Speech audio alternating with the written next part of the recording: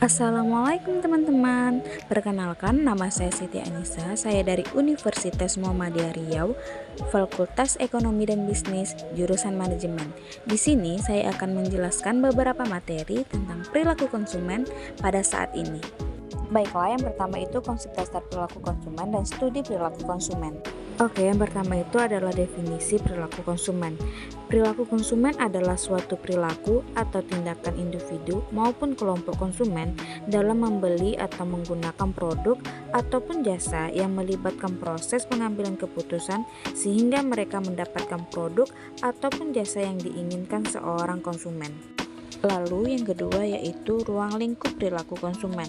Ruang lingkup perilaku konsumen ini berpusat pada bagian individu mengambil keputusan untuk menggunakan sumber daya mereka yang tersedia, yaitu waktu, uang, dan usaha, guna membeli barang-barang yang mereka konsumsi. Lalu yang ketiga yaitu faktor yang mempengaruhi perilaku konsumen. Faktor-faktor utama yang mempengaruhi perilaku pembeli atau konsumen adalah faktor kebudayaan, faktor sosial, faktor personal, dan faktor psikologi. Lalu materi yang kedua yaitu konsep budaya dan kelas sosial dan kelompok referensi. Dengan adanya kebudayaan, perilaku konsumen mengalami perubahan. Dengan memahami beberapa bentuk budaya dari masyarakat, dapat membantu pemasaran dalam memprediksi penerimaan konsumen terhadap suatu produk. Pengaruh budaya dapat mempengaruhi masyarakat secara tidak sadar. Kelas sosial adalah pembagian anggota masyarakat ke dalam suatu hierarki status kelas yang berbeda sehingga para anggota setiap kelas secara relatif mempunyai status yang sama dan para anggota kelas lainnya mempunyai status yang lebih tinggi atau lebih rendah. Kelompok referensi adalah seseorang yang mempengaruhi perilaku orang lain secara signifikan dan memberikan standar atau norma atau nilai yang dapat menjadikan perspektif penentu mengenai bagaimana seseorang berpikir atau berperilaku. Lalu materi yang ketiga yaitu motivasi, kepribadian, dan emosi konsumen. Motivasi adalah keadaan individu yang terangsang yang terjadi jika suatu motif telah dihubungkan dengan suatu pengharapan yang sesuai. Personality atau kepribadian adalah kecenderungan respon karakteristik individu terhadap situasi yang sama. Lalu ada emosi. Emosi yang kuat, perasaan yang relatif tidak terkendali yang mempengaruhi perilaku.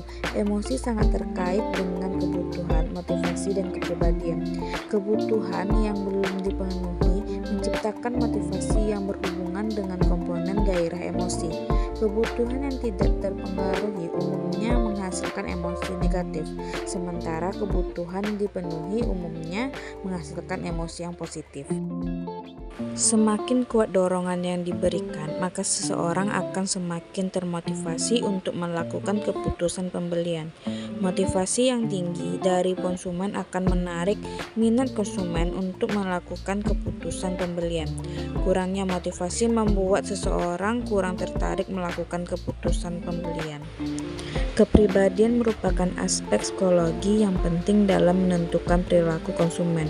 Perbedaan kepribadian pada setiap individu menghasilkan persepsi yang berbeda dalam berperilaku saat menjadi konsumen.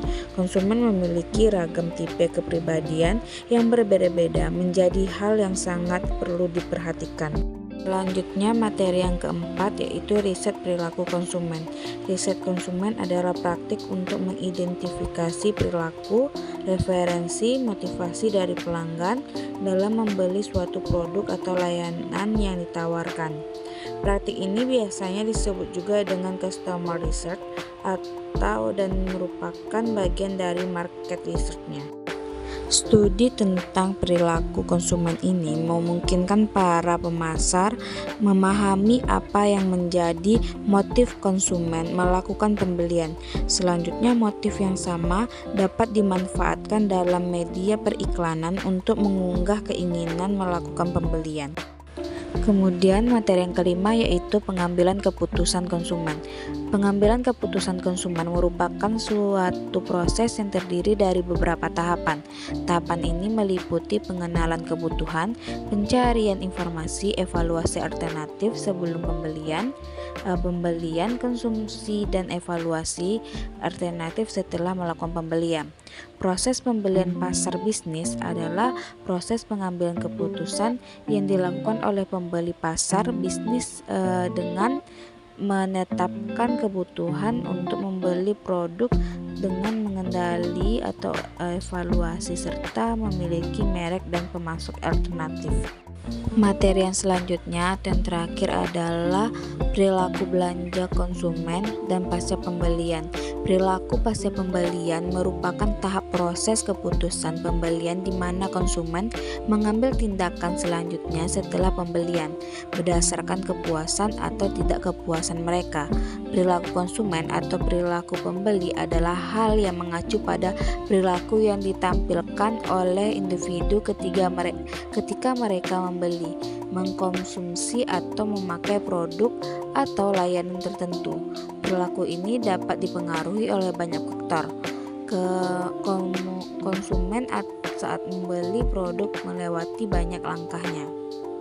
Sekian dari penjelasan saya. Jika ada kesalahan saya mohon maaf.